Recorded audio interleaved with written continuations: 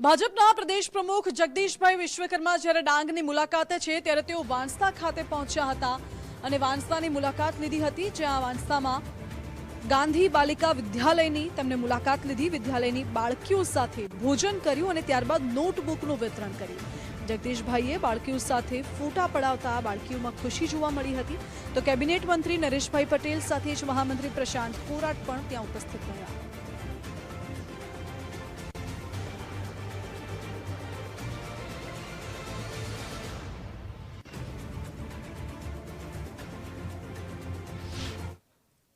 આનંદની વાત એ છે કે અમારા પ્રદેશ અધ્યક્ષ શ્રી આદરણીય જગદીશભાઈ વિશ્વકર્મા ગઈકાલથી દક્ષિણ ગુજરાતના વલસાડના પ્રવાસે હતા।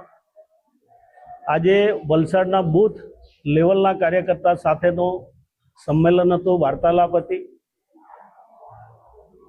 ત્યાંથી એમને એમ થયું કે વાંસદાના કાર્યકર્તાઓને પણ મળવું જોઈએ અને ખાસ કરીને એમનો સ્વભાવ